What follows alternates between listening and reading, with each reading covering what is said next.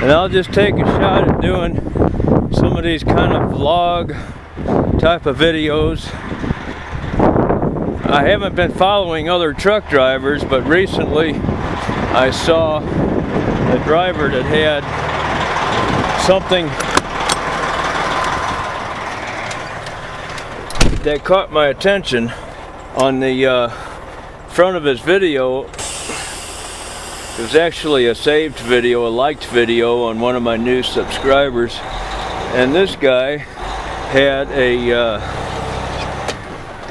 well, you know, when you upload these YouTube videos, they give you 3 choices as a front picture on your video, and if you don't like any one of those 3, then you have to go through some changes to make one of your own. You can do it, and I've done it, but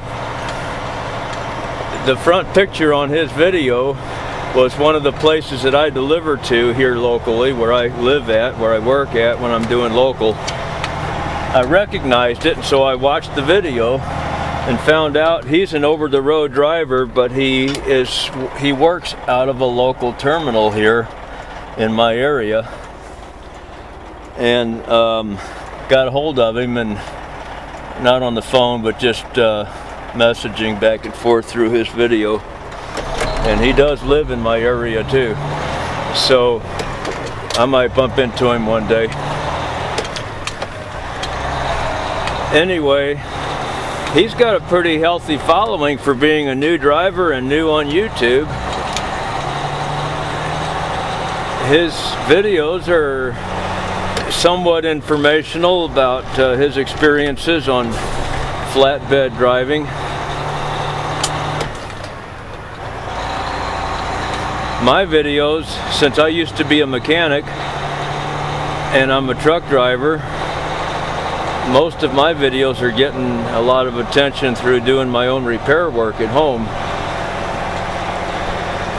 So I guess I decided to do a couple of just ride along. You guys ride with me. And I don't know if I'm getting this in my camera glasses or not, but I got this thing here that I made to hold. Actually, I made it yesterday working underneath a car, and it's just a quick temporary camera mount for my camcorder, and my camcorder's sitting here in my briefcase on the floor. So I am planning on getting some footage on that on this little trip. I got to go down a little bit past Memphis. I live in the St. Louis area on the Illinois side, and I got to go down, deliver tomorrow morning, just in Mississippi, Senatobia, Mississippi, just past Memphis. And I don't know if I'm holding my head at the right angle for these glasses to get a decent view while I'm sitting here at the red light. So I'm going to go ahead and shut this off until I think of something else to say. I don't like it when somebody has a vlog driving in their truck and they're not telling us anything. They're just sitting there watching. That's okay when the scenery is nice, but I watched a guy that had pretty long video, but the scenery was a 2-lane road in the backwoods of Pennsylvania, which I personally didn't care much for. I like the man that's doing the videos, and I actually subscribe to him, but that particular shot I didn't care a whole lot for. But he's got a big following. That's a different one, and he's got a big following. So I don't know if you guys can put up with my boring, slow talking voice or not, but I'll try to keep the videos to a minimum because of that. This will like be my first one as far as just cruising down the road. I did two. One right after I rebuilt the engine in my truck. It was my first drive with a load on that went over to the other side of St. Louis, and then when I got back on local work, I did another one hauling steel locally. My windshield's a mess, but I'm going to stop and get fuel in about an hour. this camcorder mount, before I got in the truck, I did wash in front of the window, right in front of that, in case I forget to wash my window when I get fuel. I would appreciate some comments letting me know what you like, what you don't like, and of course anybody that leaves a thumbs down without saying why, I just have to consider the source. Of course I can't respond to them. I know what I like, I know what I don't like, but I can't always judge what other people want to see and don't want to see. I'm thinking about starting another channel, really a couple of them. One doing more scenic stuff. Want to get a drone and do some outdoor stuff. I need to learn how to fly a drone. They're not that cheap, cost about $1,000. You can get cheaper ones, but why get a cheap one to start with if that's not what I'm really going to want? There's a guy in Florida that's got some really neat drone videos on YouTube, and he recommended a certain one to me, the DJI Mavic or Mavic, I'm not sure how you pronounce it, M-A-V-I-C. He says that is a very, very good one. He's got one and he loves it. He's got the Phantom 4 and a few other ones. But he did a few awesome videos of the cruise ships taking off from the port, the Everglades port in South Florida.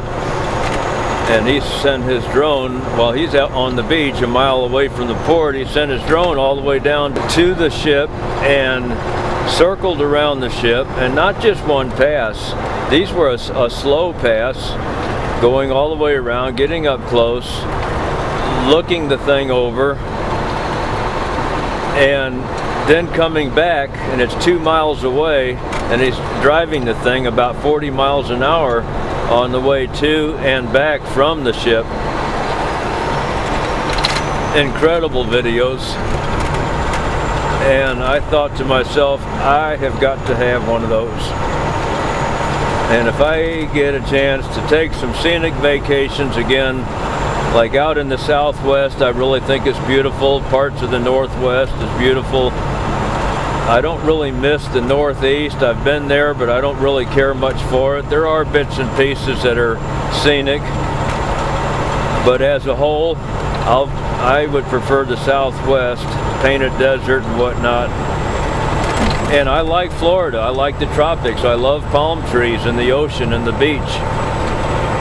I love all that stuff. Need to get a GoPro and get in the water. I was underwater with just a pair of flippers and a mask, and when I went to Key West, and just stopped and got in the water at a little parking area. It was not in a truck, I was on a motorcycle. No, I drove a motorcycle to Florida and stayed with some friends, and then we went with them in a van down to Key West. And yeah, I didn't have a camera to go underwater, but it was really something. When the water's clear, it's not always clear, but when it is, you can see beautiful tropical fish. They come right up to you and check you out, and you can see a long ways and all the formations underneath there. It was really neat.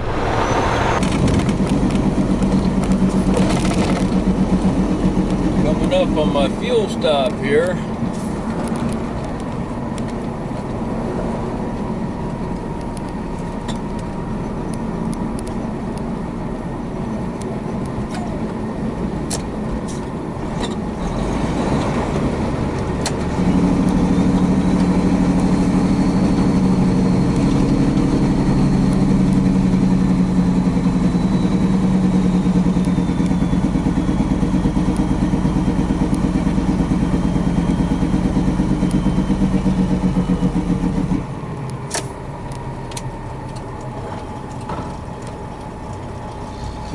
Missouri.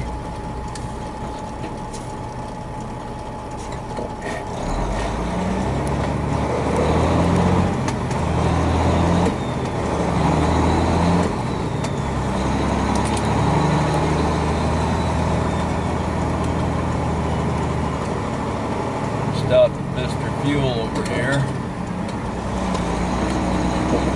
They got the Flying J Pilot fuel pay system. Our company uses the T-Check,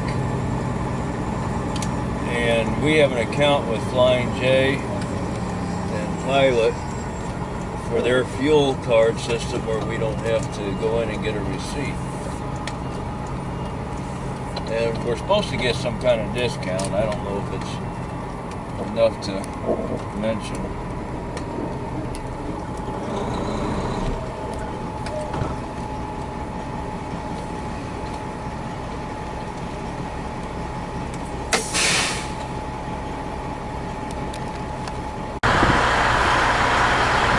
Well, I'm at the fuel stop. This is my first time under the hood since I put this new hose on here, and look how clean that is. It's looking good. I'm going to go on the other side. I'm going to climb up there and plug in my air conditioner. Well, I might be able to do it from this side.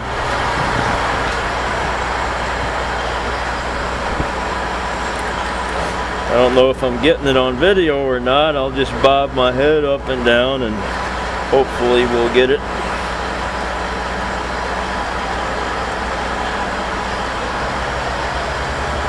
Don't know if the air conditioner's working or not, but we'll find out. Looks like there's a little oil stain right here. We may be starting to get a leak around the head gasket on the compressor.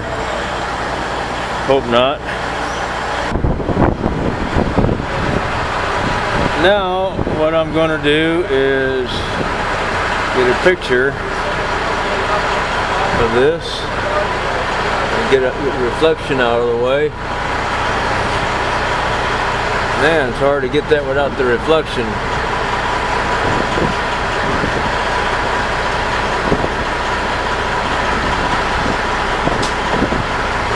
Then I'll know exactly what I paid for this trip because I took a picture of it on my last fill up right here at the same place. And I only got to fill it up one time, and I only made one trip on that fill up. And I got 151.5 gallons.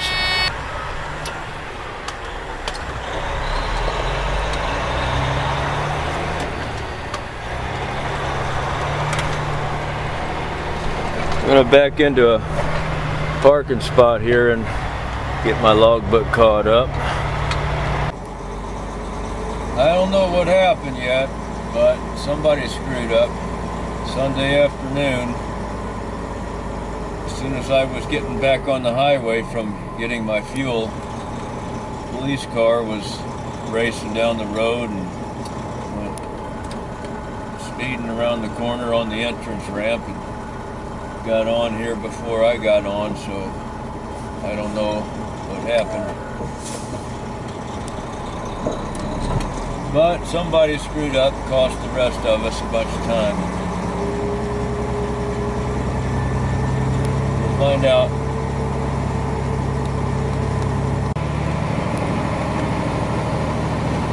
Somebody said on the radio at the top of the hill there was an accident in the right lane, and I was coming up to the top of the hill, and now when I get over the hill, I see a police car about half to 3/4 of a mile ahead of me on the way up to the next hill. So I don't know why everybody stopped over here, but we're starting to move again.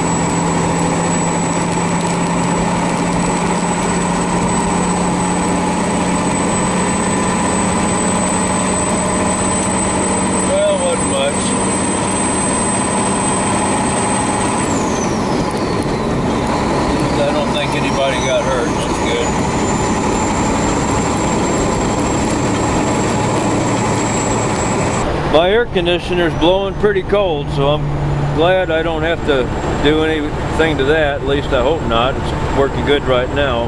Here's my camera mount. This little chunk of 3-inch angle iron and a small swivel camera mount that I got on Amazon, and a quick release plate adapter. I bought several of those so I can put different ones on different mounts and have different cameras. I'm going to buy some more of them too. Yeah, I'm glad the AC's working good. I won't have to fix that, I hope. I didn't get any videos on AC last year because my AC worked good. I didn't work on it, didn't work on anyone else's either. But I'm going to set the cruise at 60 on this trip because I set it at 70 last time, which was the first time I did this, and I didn't know where I was going, if I was going to have any issues or not. And the speed limit's 70. I set the cruise at 70. And I used real close to a full tank of gas, which is not good because it's only just a little bit over 800 miles round trip. I should have been able to get 10 or 1100 miles out of the fuel that I used. But I had a terrible side wind pushing on me the whole time, going down and coming back. And it looks like we're going to have that again because it's blowing pretty hard out there. I'm hoping that cutting the speed down to 60 will save me a little fuel. We'll find out. We're passing through Memphis. Already went through the busy part. We're on the south end of it on 55, getting ready to cross over into Mississippi here in a minute. I didn't know how well my video camera would do in the dark. This is not my glasses, of course. This is my regular camera that I do my shop videos on at home. But it does have a setting for night, and it looks like it's doing pretty fair. We might take this thing out on the river when we catch fish at night and see how it does there. I'll get back on it again when I pull into a parking spot in about 20 miles. Mississippi.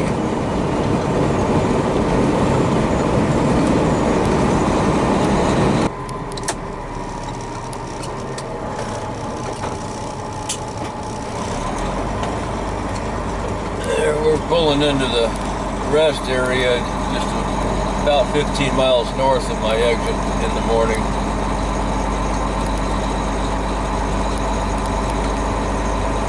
This is where I slept when I did this run the other day. Worked out pretty good. There was a parking spot for me.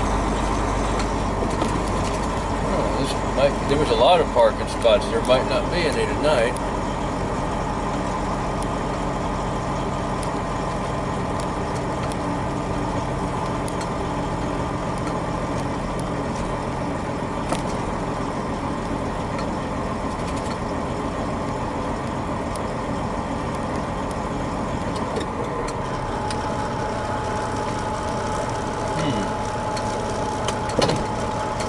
I'll take it.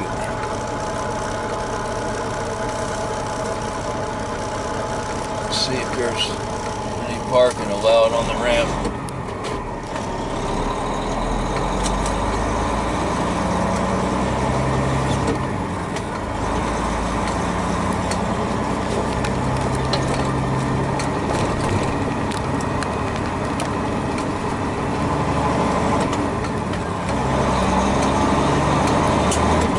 Like there's no parking on the ramp, so I'll just have to go on into where I'm going and where I'm delivering at. I made it to my destination. This is not where I'm unloading at in the morning. I forgot that there is a truck stop here at the exit that I get off at to go to my delivery in the morning. I've only been here once before, and there is parking in this truck stop. It's 10 o'clock. And I'm gonna check my emails, and go to bed. All right, see you in the morning.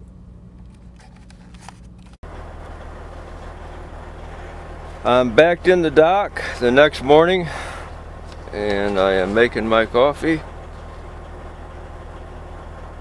Not used to making coffee in the truck anymore. Haven't done that in years. Did it the other day for the first time in a long time. I used to be able to set it up here, and I had the microwave sitting up here, but this broke. The bottom of it's falling out.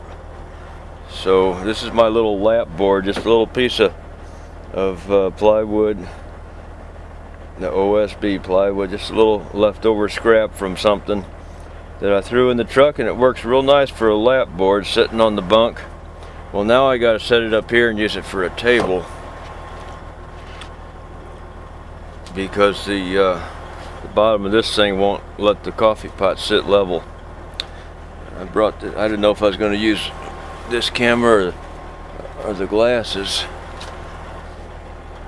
and I had another one of these water bottles spring a leak. You can't keep them in the truck too long before they start leaking.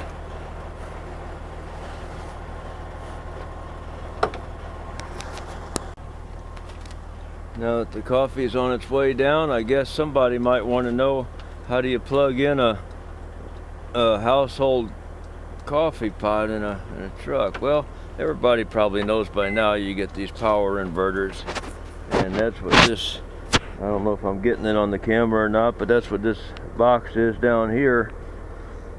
Is a 2500 watt power inverter. It got 4 cables, like welding cables, that go out to the batteries, 2 on the positive side, 2 on the negative side. When you're using a big power inverter and pulling something, you know, that uses a few amps, like this thing here probably pulls 10, 12 amps, maybe more, I don't know. It's going to use a lot of power, so it's a good idea to leave the truck running, so that you don't, in case you had weak batteries and you didn't know it, this would be a good test. This would let you know it, and then you'd have to get a jump start. I just figured out what it cost me to run this trip. It was 756 miles, and it cost me $333.09. I'm still in Senatobia, Mississippi. 4.5 hours later, I got my unload and got my reload, and I'm getting ready to take off and head back home with it.